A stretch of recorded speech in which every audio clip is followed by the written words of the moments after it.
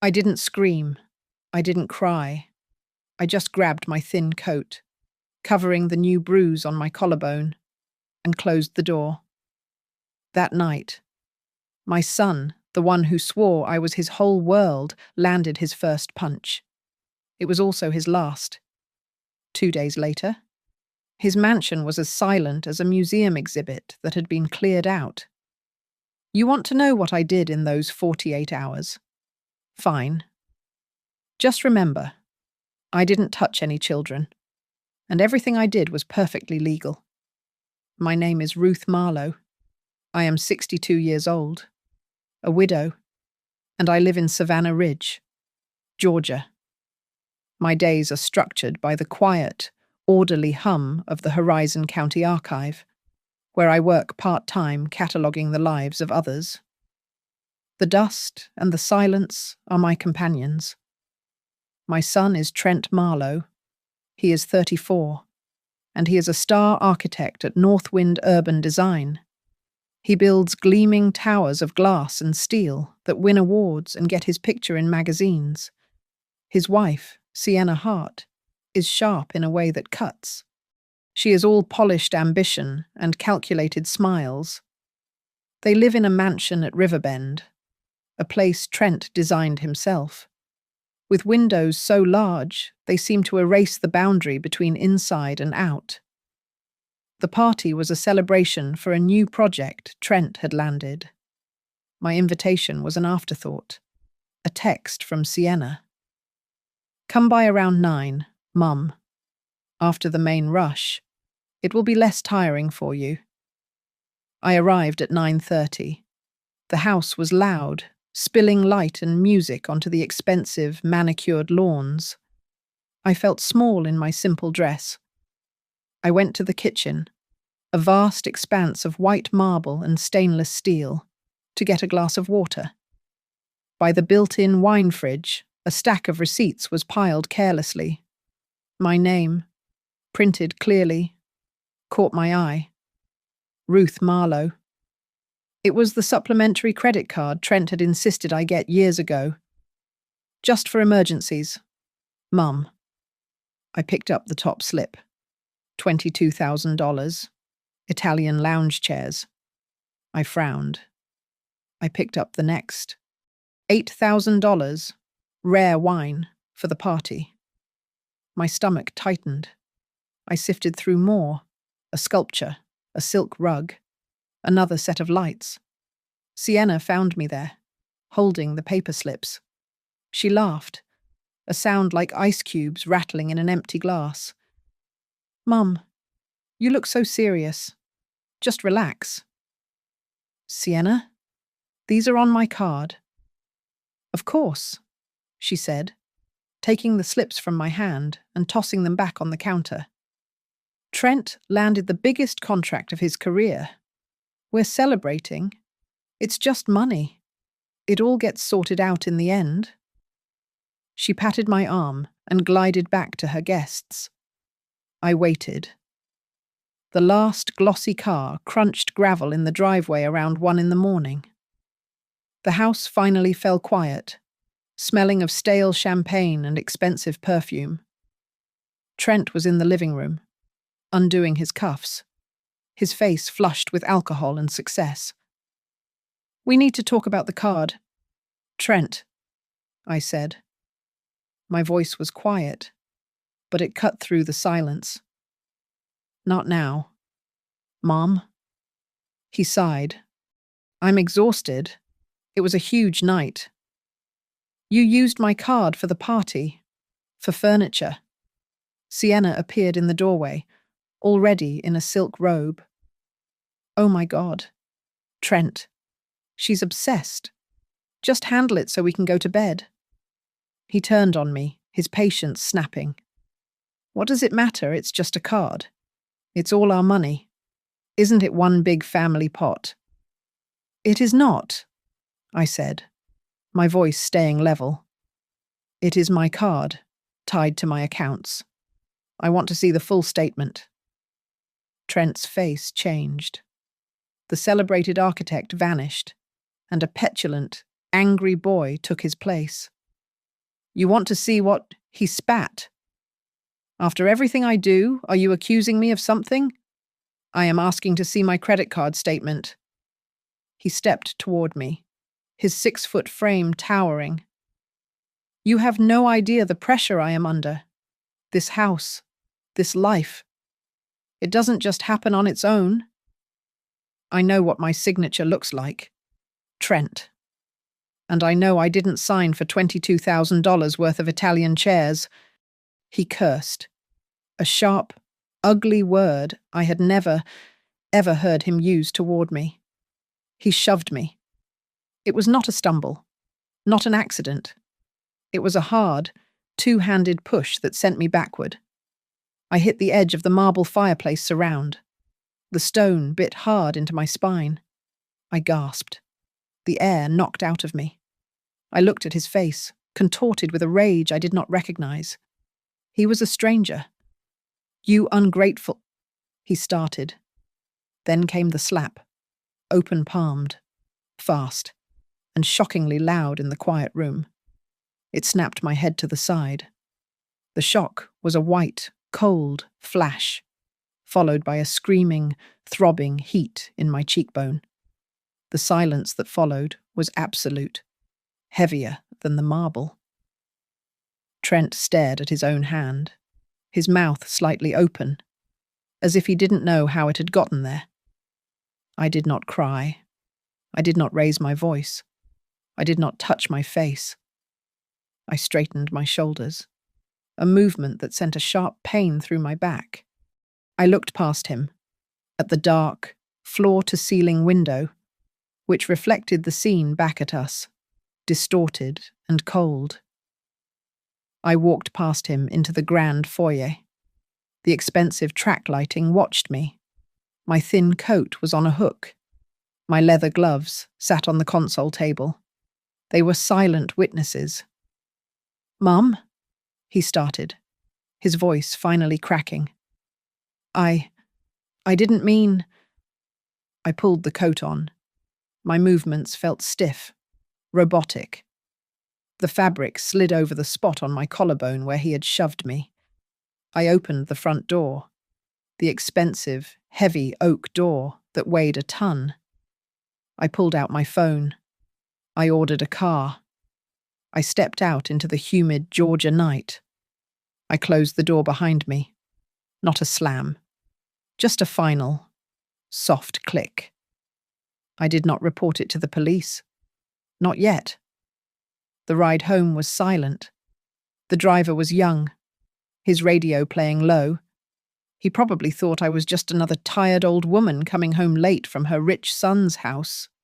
In my own small bathroom, under the harsh fluorescent light, I looked. The red mark was already blooming, a dark, ugly purple rising high on my cheek. I held up my phone. I took 3 pictures. Clear. Focused. Time-stamped. I saved them to a secure file. I went to my study.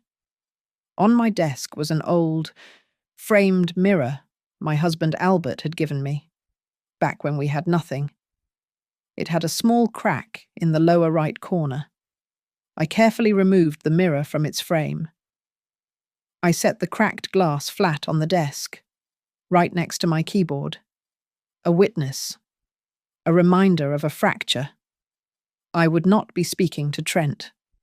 I will talk later with people who know how to listen to a signature. The sun came up. I hadn't slept. The cracked mirror on my desk caught the first grey light, splitting the morning into fractured pieces. My cheek was a stiff, purple mask.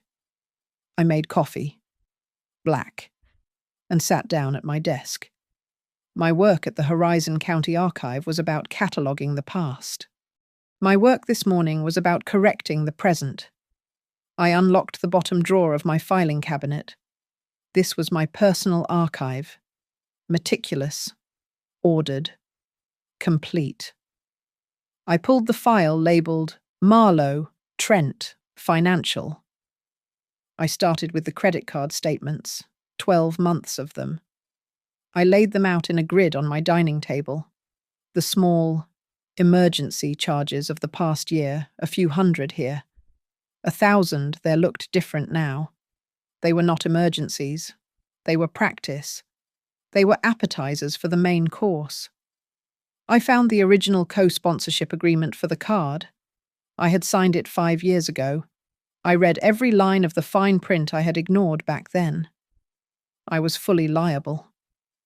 But the agreement also stipulated that all supplementary purchases required either my direct verbal or written approval for transactions over $5,000. A rule the bank had clearly never enforced, and one Sienna and Trent had systematically ignored. Then, the emails. I had a shared folder with Sienna for design ideas for my own small house. Buried in that folder was a chain with the subject line, Riverbend Purchases. I opened it. Email after email from Sienna to me, with links. Mum, just ordering this for the house. We'll sort it later. Found the perfect lamps, buying them on the card. Love you. I had never replied. My silence had been taken as consent. The paper trail led me to a much deeper wound. 18 months ago. The floating staircase for the Riverbend mansion. It was his centerpiece, his architectural triumph. He had been short on capital. Mum, it's an investment in my art, he had pleaded. Just a loan? You'll get it back, plus interest, when we close the financing. $180,000, a wire transfer from my retirement savings. No contract, a verbal agreement, a mother's trust. I checked my bank records. It had never been repaid. My hands were steady, but a cold hum had started under my skin. I dug deeper, into the bank folder. Tucked inside a life insurance policy was a document I did not remember signing. Emergency Financial Guardianship Authorization. It gave Trent limited power over my accounts if I were incapacitated. It was dated 6 months ago, but the signature, it was mine. But it was hesitant, as if it had been traced, below, in the notary section. The stamp was from a bank branch I never visit. He had filled it out incorrectly, missing a key witness signature. But the intent was as clear as the bruise on my face. The final piece clicked into place when I checked the shared family cloud account. Trent had set it up so I could see photos of their life. I had never looked. I did now. I found a message group. Heart and Home. It was between Sienna, Trent, and Sienna's mother. I scrolled back. I found the date from the bank document. A message from Sienna, just sign for her. The old lady never reads it. We need that authorization before she notices the staircase loan is overdue on the books. The air left my lungs.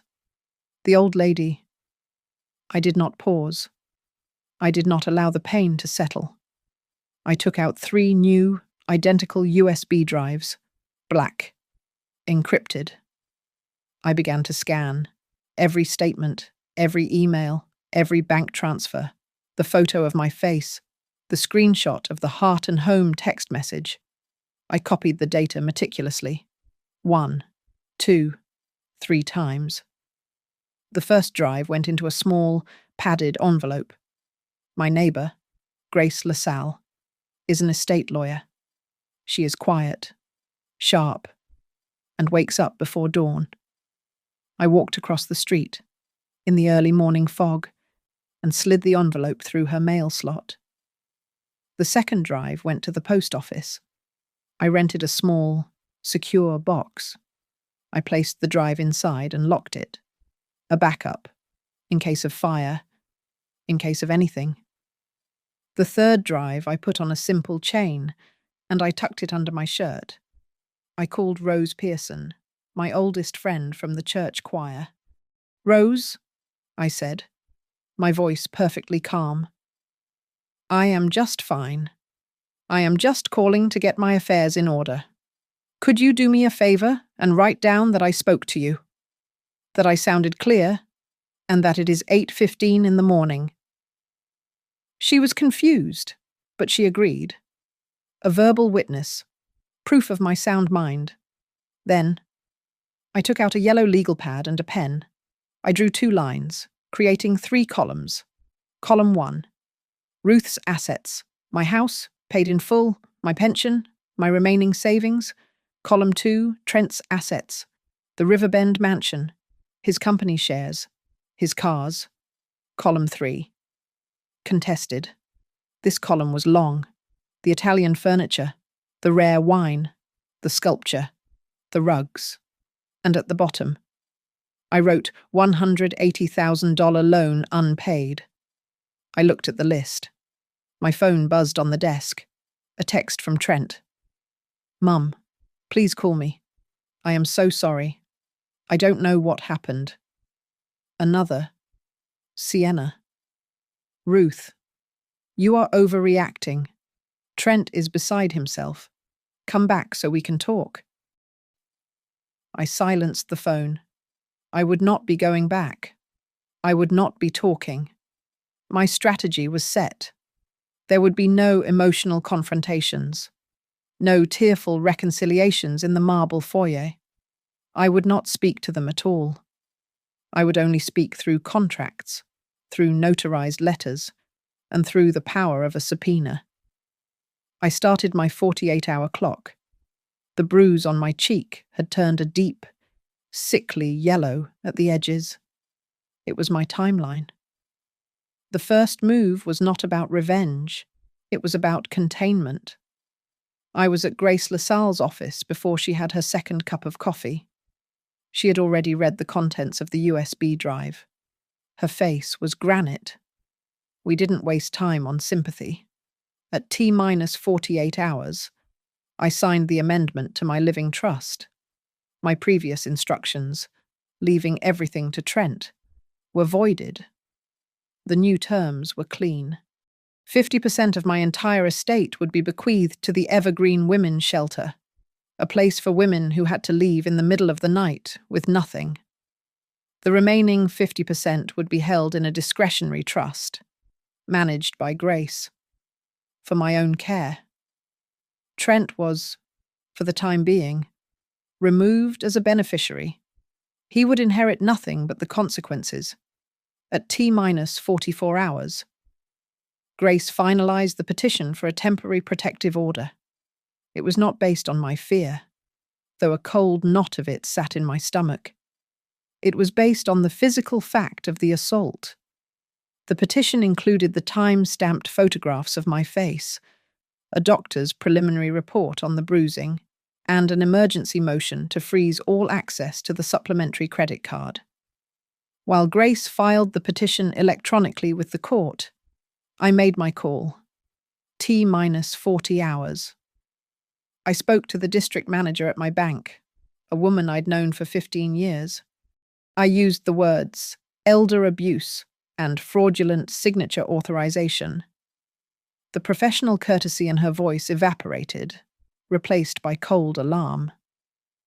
"I am Ruth Marlowe, and I am formally revoking all signature authorizations and all power of attorney documents previously granted to Trent Marlowe or Sienna Hart. Effective immediately. I had them cancel the supplementary card, number ending in 4492. All transaction alerts, which Sienna had cleverly routed to her own email, were redirected to my personal cell phone. The first wall was built. Money leaves footprints. I needed a hunter. At T-minus 36 hours. Grace connected me with an independent forensic accountant. His job was simple: follow the money. He would trace the $180,000 transfer from my retirement account and cross-reference it with the invoices for the Riverbend floating staircase. He would analyze every expenditure Trent had made that was even remotely connected to my assets. This was the hardest step. I drove to the Horizon County Sheriff's Office, T-minus 30 hours. I sat across from a deputy, a young woman with tired, patient eyes. I did not cry. I presented the facts. I showed her the photographs. I showed her the text messages from Sienna, just signed for her. The old lady never reads it. I showed her Trent's barrage of unanswered, apologizing texts from that morning. Mrs. Marlowe, do you want to press charges today? I want to file a formal report, I stated, my voice level. I want this documented. I want you to note that he is 34 years old, and he struck his 62-year-old mother. I also want it clearly noted that there are no children, no minors, involved or victimized in this situation. My grievance is only with the adults. She took my statement. It was now a public, searchable record. The clock was moving. T-minus 24 hours. I could not walk into that house and take back the Italian chairs. That would be theft. But I could reclaim my property. I contacted Savannah Second Grace, a legitimate, high-end charity moving service that specialized in complex estate donations. They were accustomed to dealing with bitter divorces and contested wills. I scheduled a provisional donation pickup from Riverbend. They understood the legal protocol. They would only take items for which I, the donor, could provide an original, legally binding invoice in my name. T-minus 18 hours. I was back with Grace. We reviewed the law. Who owns the $22,000 sofa? Grace. You do, she said, tapping the receipt from my file. The item was purchased using your line of credit. The delivery address does not transfer ownership, especially when the cardholder you did not authorize the purchase. We have the right to reclaim. We built the manifest, the sofa, the wine collection, the silk rugs, the lamps. We had receipts, in my name, for every single one. The final move of the first day, T-minus 12 hours. Grace drafted the demand letter. It was not an emotional plea. It was a cold, surgical instrument. It formally listed the $180,000 loan, now classified as called due and payable in full within 10 days. It listed the unauthorized credit card charges, totaling over $64,000, demanding immediate repayment. It informed them of the TPO hearing, and it stated my legal intent to arrive at the property to recover my specified assets. One copy was sent via secure email to Trent's corporate address and Sienna's personal account. A second copy was sent via certified courier, requiring a signature, to the marble foyer at Riverbend. The clock ticked. The messages were delivered.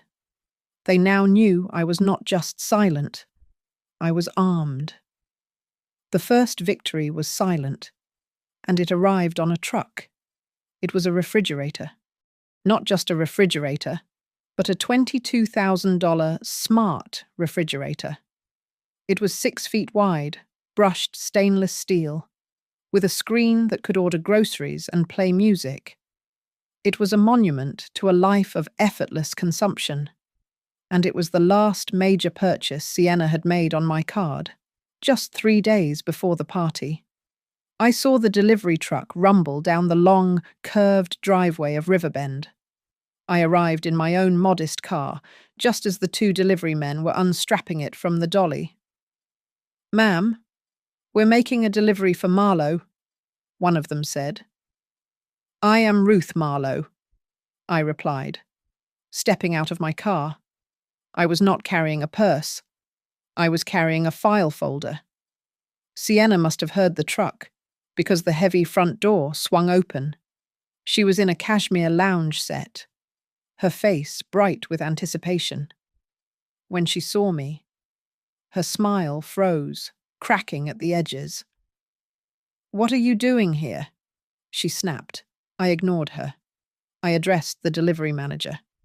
"This item," I said, my voice clear and carrying in the morning air, is under financial dispute. I handed him 2 documents. The first was the original invoice, printed from my email, showing the charge to my credit card number ending in 4492. The name on the invoice was Ruth Marlowe. The second document was a certified copy of the temporary court order, the one Grace had filed, which explicitly forbade the unauthorized use of my credit and granted me the right to reclaim assets purchased fraudulently. The delivery man read the invoice. He read the court order. He looked at Sienna, then at me. "Ma'am," he said to Sienna, "this name matches the paperwork, and this court order says we can't release the item. I have to call my supervisor." "That is ridiculous," Sienna shrieked. "This is my house. That is my refrigerator. She's crazy. Put it in my kitchen."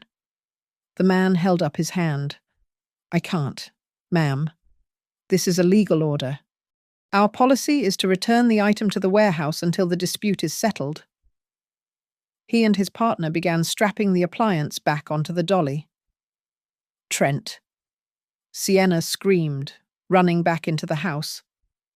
"Trent, get out here. Your mother is stealing our refrigerator?" Trent appeared, looking rumpled, his eyes red. He saw me. The truck. The refrigerator being loaded back on. His face crumpled. "Mum, stop. Please. We can talk about this. Just come inside. Let's handle this privately." He reached for my arm. I stepped back, just out of his reach. The movement was small, but it was a chasm. I did not speak to him. I reached into my folder and pulled out a single business card. Grace LaSalle, attorney at law. I held it out to him. "All communication will now go through my counsel. Trent." His hand trembled as he took the small white card. Sienna lost control. She was no longer the polished star architect's wife. She was a fury. She cursed me. She called me old, senile, vindictive. She threatened to call the police on me for trespassing. I stood perfectly still. I looked just past her, at the small, dark eye of the internal security camera mounted in the corner of the 2-story foyer. I knew it was recording. I knew Sienna, in her rage, had forgotten it. I let her scream. I let the camera capture every word. I had access to the cloud feed. This was a new file, and I would save it. Across the street, I saw a curtain twitch in the master bedroom of the Davies house. The wealthy neighbours were watching. They had seen the party. Now they were seeing the spoils of that party being wheeled back onto a truck. The whispers had begun. Who really paid for that extravagant lifestyle? The delivery truck closed its doors with a heavy, hydraulic sigh and pulled away. The driveway felt enormous and empty. I stepped forward. Into the foyer Trent had forbidden me to enter with my questions. I placed my file folder on the marble console table. Sienna was breathing hard, her face blotchy and red. Trent just stared at the card in his hand. "What is that?" Sienna spat. "That," I said, "is an itemized list of my property currently residing in your house. It includes the Murano chandelier in your dining room, the Italian sectional sofa you are still paying for with my money, and the commissioned painting in your study. Every item is listed with its order number, the purchase date, and the credit card used." Sienna's eyes widened, then narrowed. "You can't prove any of that. It was a gift. We'll sue you. I'll sue you for slander, for harassment." "Please do," I said. I turned to look at her fully for the first time. "I invite you to file. I am eager to see how your claim of gift holds up against my bank statements in a court of law." Please. Sienna, let's have the court talk. I turned and walked out. I did not run. My back was straight. I heard the door close behind me. I was halfway to my car when the sound ripped through the quiet morning. It was the unmistakable, violent shatter of heavy crystal hitting a wall. The sound of power, fracturing. The sound of my son, left alone with the consequences, throwing a glass at the wall of the house he had built on my silence. The courtroom was cold, painted in that specific shade of government beige designed to numb the senses. It smelled of floor wax and stale coffee. Trent and Sienna sat at the opposite table, looking smaller, paler. Sienna was dressed in a severe navy suit, trying to look respectable. Trent just looked broken, his expensive hair a mess. Grace LaSalle was not emotional. She was a surgeon. She presented the evidence in a flat, neutral voice. First, the photographs. 8 by 10 glossies of my face, taken every 12 hours. The initial red slap, the swelling, the deep purple. And now, the sickly yellow-green bloom of a healing wound. The judge, a woman named Alvarez, studied them over her glasses. Second, the text messages. Trent's frantic apologies from the first night, followed by Sienna's sharp commands, "Stop texting her. You're making it worse."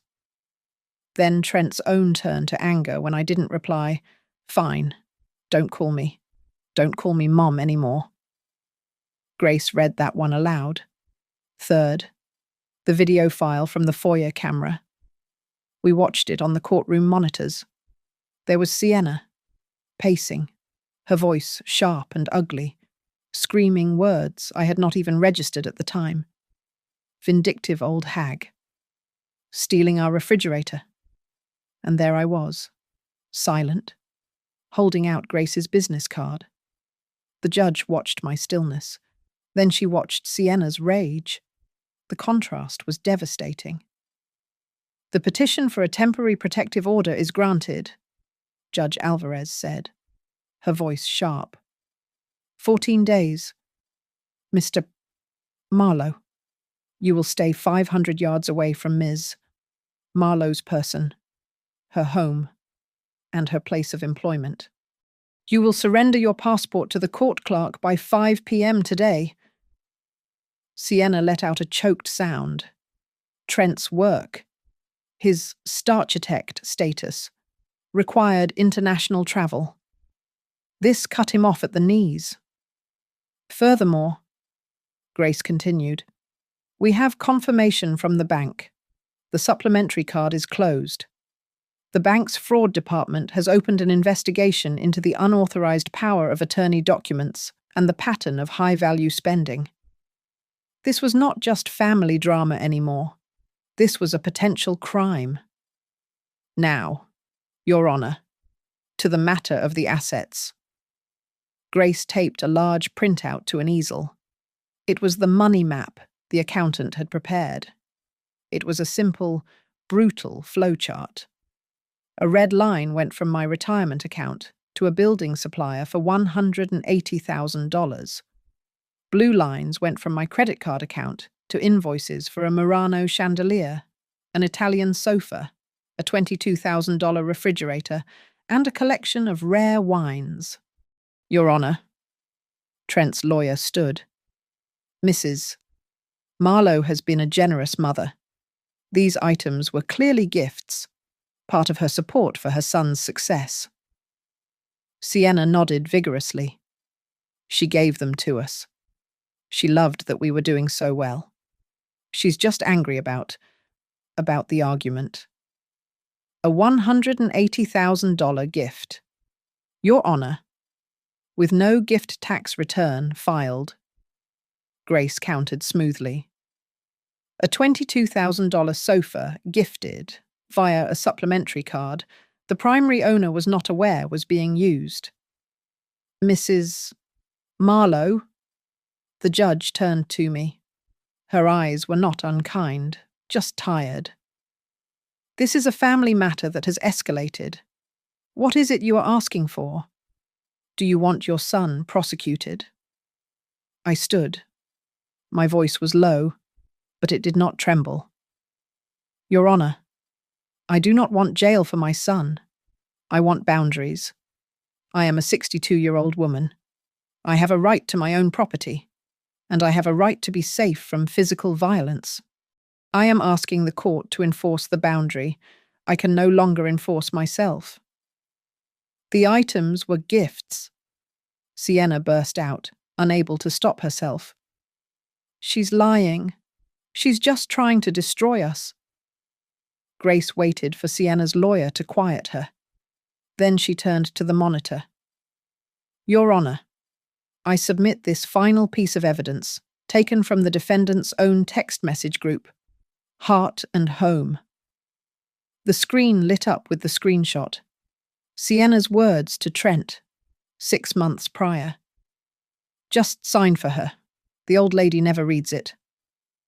The silence in the courtroom was absolute. Sienna's face went white. She had been caught, not in a lie, but in the truth.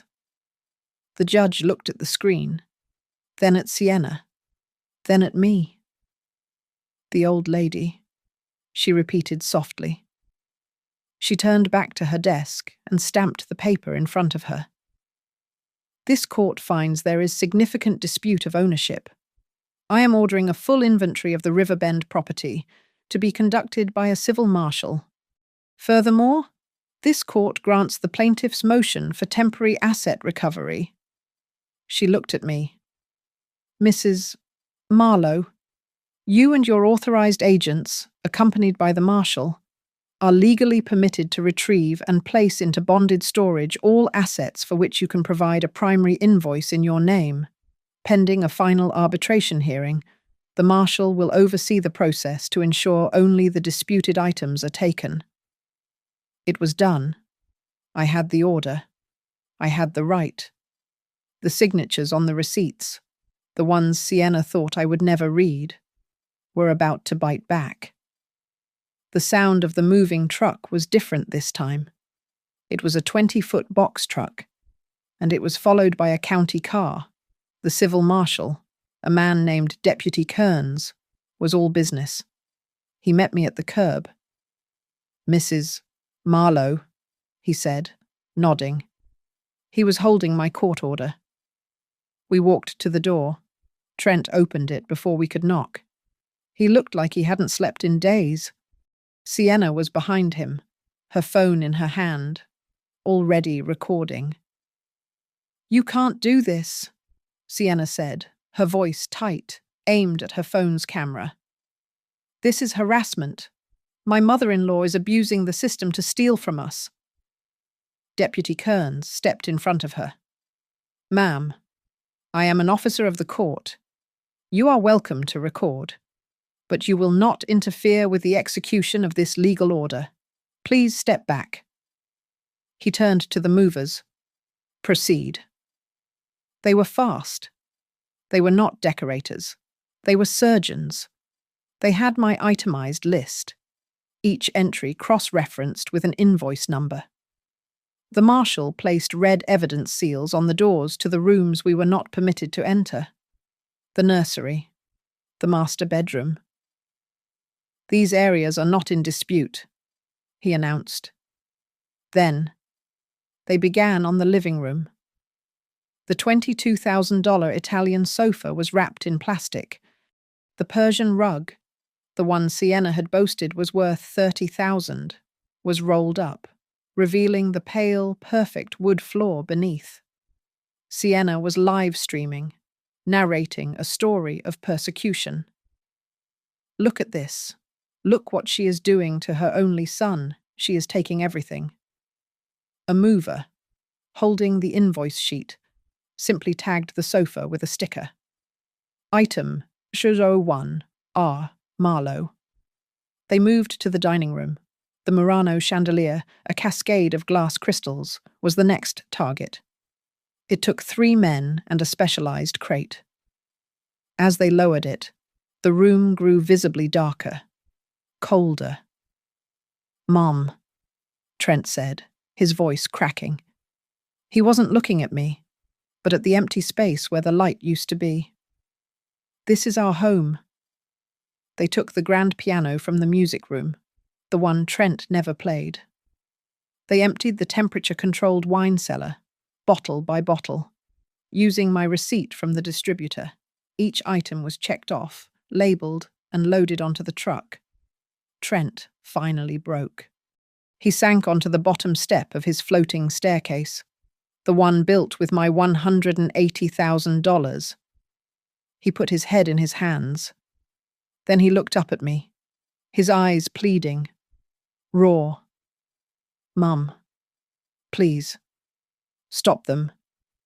Don't do this. I'll pay you. I'll do anything.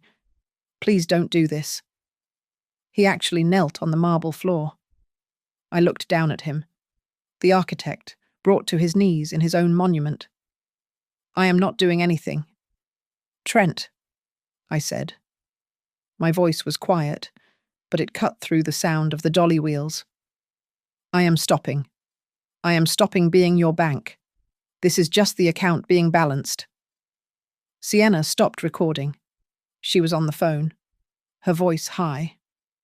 "Yes. Page 6. I have a story for you. Trent Marlowe. The architect, his mother, is stripping his house. It's elder abuse, but the other way around." I said nothing. I just handed Deputy Kearns my copy of the court order.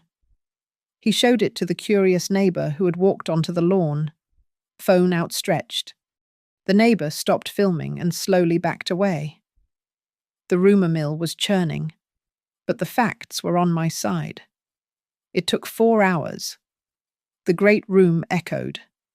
The dining room was a cavern. The foyer, stripped of its art and console tables, felt like a public lobby. The head mover brought me the final manifest.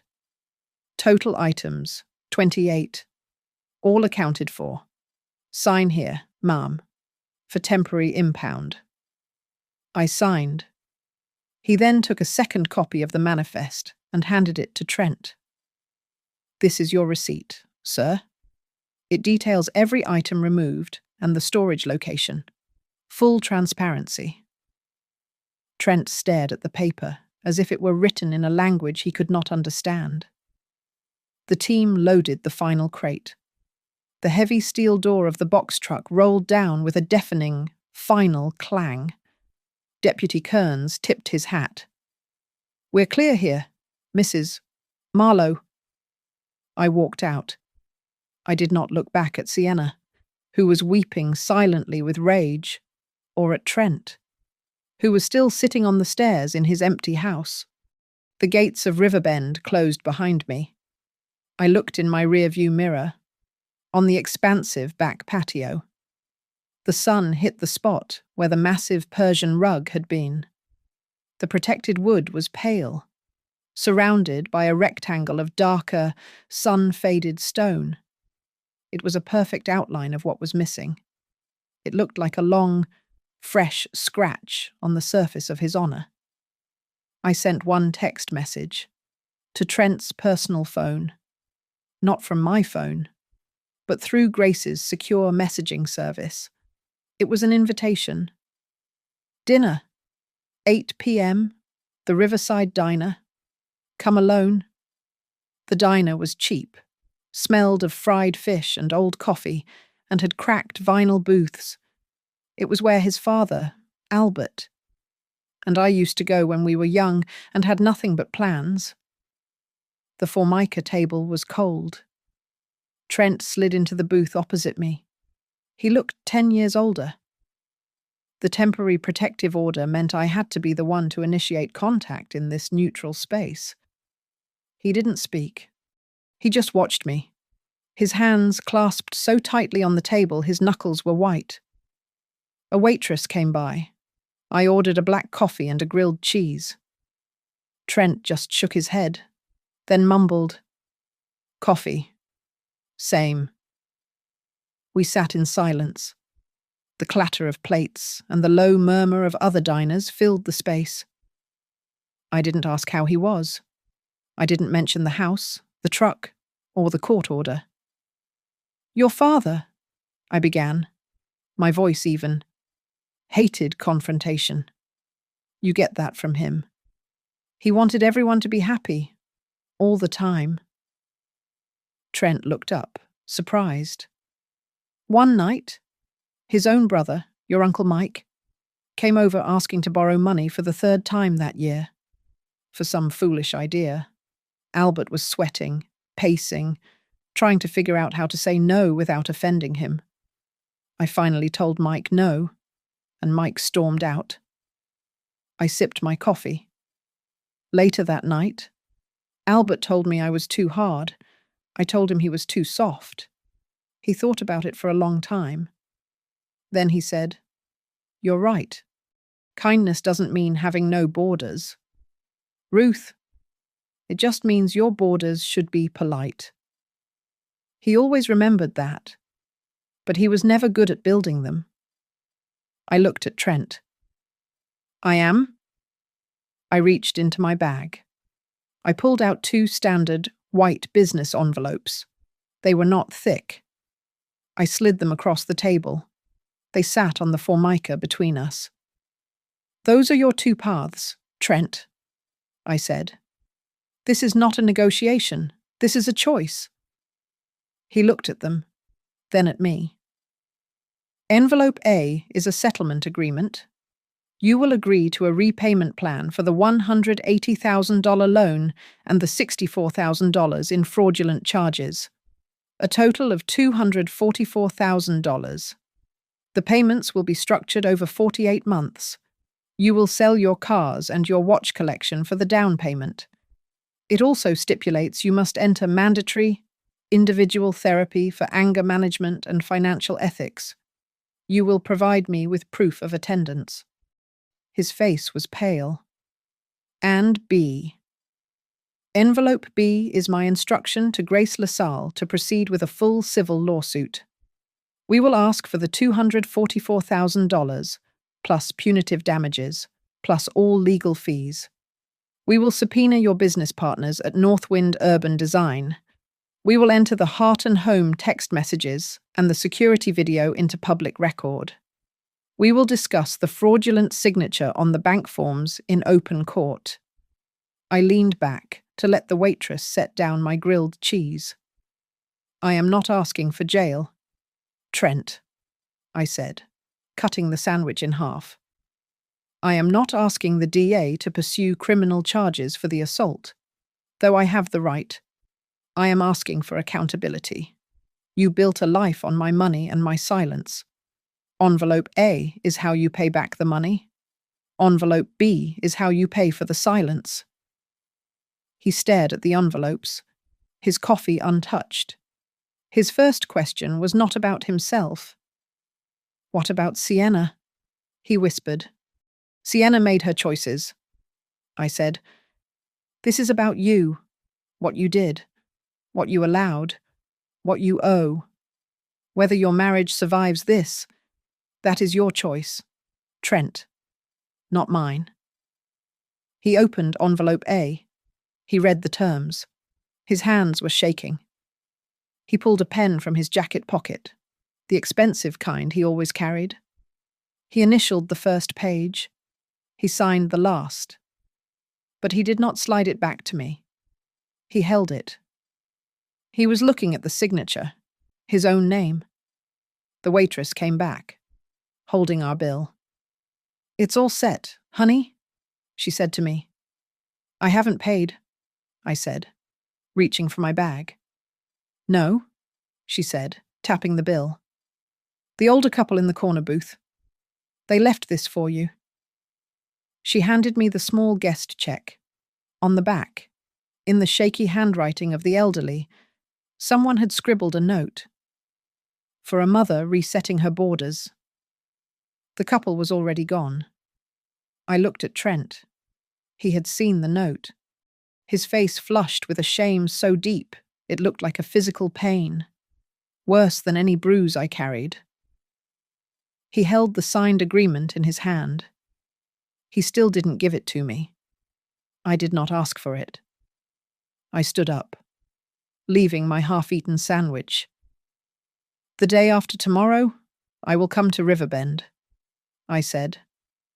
"The TPO will be lifted for 2 hours, in Grace's presence. I am not coming to take anything else. I am coming to return the silence. Be there." I returned to Riverbend exactly 48 hours after I had left it. Grace LaSalle was at my side. The civil marshal, Deputy Kearns, met us at the curb. The large moving truck was there, but it was empty. It was not here to take anything more. It was here to finalize the impound manifest.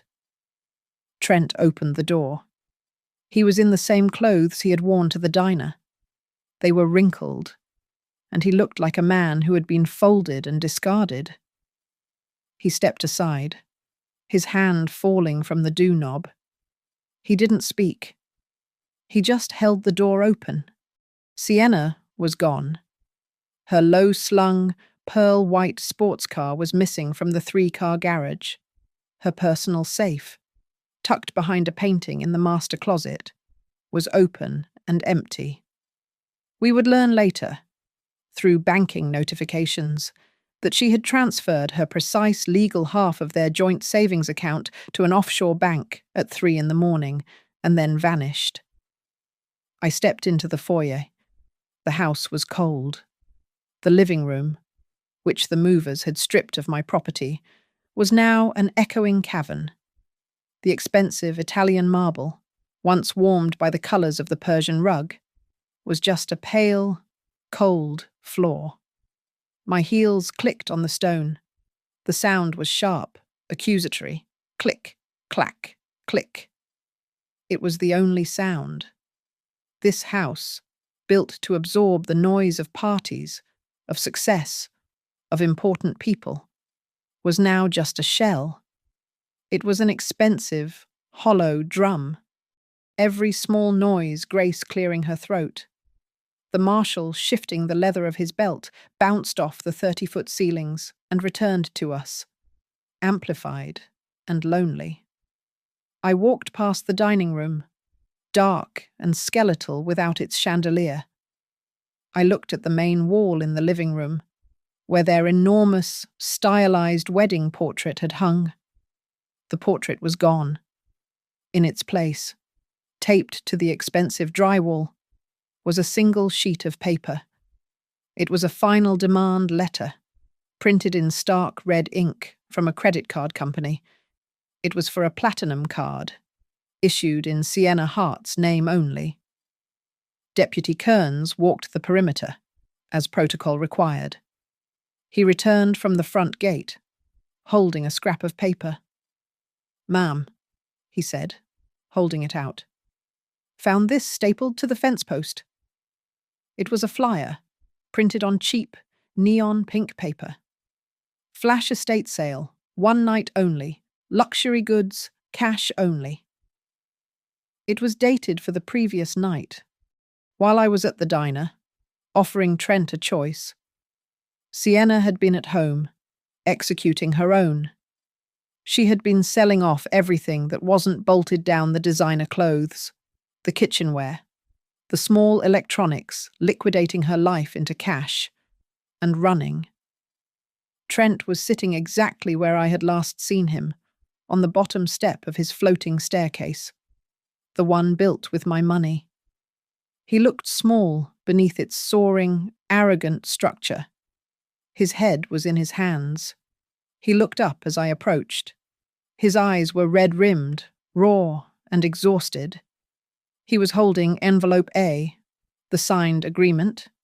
He held it out to me, not as a victory, but as a surrender. I took the envelope and handed it to Grace, who placed it securely in her briefcase. Trent did not move. He just sat there, waiting for me to yell, perhaps, to weep, to say, "I told you so." He looked like a small boy, lost in a house that was too big for him. I reached into my coat pocket. I pulled out a clean, ironed, cotton handkerchief, my late husband Albert's. I did not hug him. I did not touch his shoulder. I simply held out the handkerchief. He looked at it, then at me. His face crumpled. He took it, his fingers brushing mine for just a second. It was the first time we had touched since he struck me. He pressed the cloth to his eyes, a single, harsh sob escaping his chest. "She's gone," he whispered to the marble floor. "Yes," I said. He looked up, his face desperate.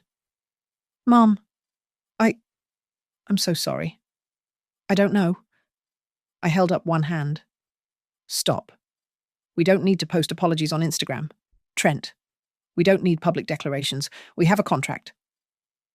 I looked around the vast, empty room. The silence was deafening, but it was not the old, heavy silence of things unsaid. It was a new silence, clean, sterile, final. The profound, echoing emptiness of this grand, ridiculous house was louder than any of Sienna's excuses, louder than any of Trent's apologies.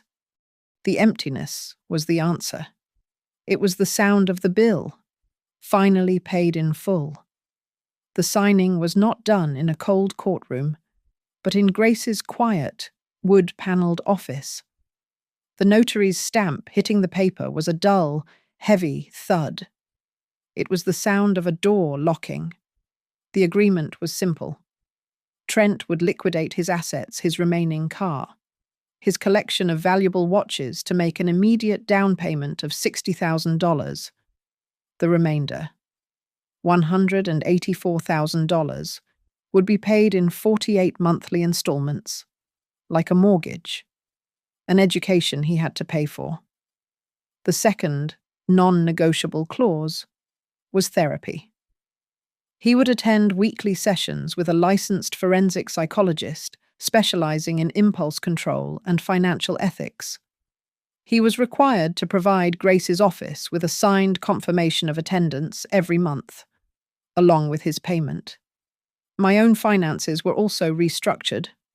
I finalized the new living trust. Trent was not disinherited forever. He was simply furloughed. The trust stated that he would only become a beneficiary to the remaining 50% of my estate upon the successful completion of two conditions: the full repayment of the debt and a signed certificate of completion from his therapist. Grace and I went to the bonded storage unit, the Italian sofa, the Murano chandelier, the rugs. They sat under fluorescent lights, looking garish and sad, like party guests who had stayed too long. I did not want them. They were artifacts of a life I never asked for. I kept nothing. Grace arranged for the Savannah Second Grace movers to pick up the entire lot. It was all donated, in my name, to the Evergreen Women's Shelter. The value was enough to fund their operations for 6 months. The expensive items, purchased with lies, would now be sold to give other women a safe place to sleep. The consequences for Trent were immediate. Without Sienna's income, and with the bank's fraud investigation now public, his partners at Northwind Urban Design put him on indefinite leave.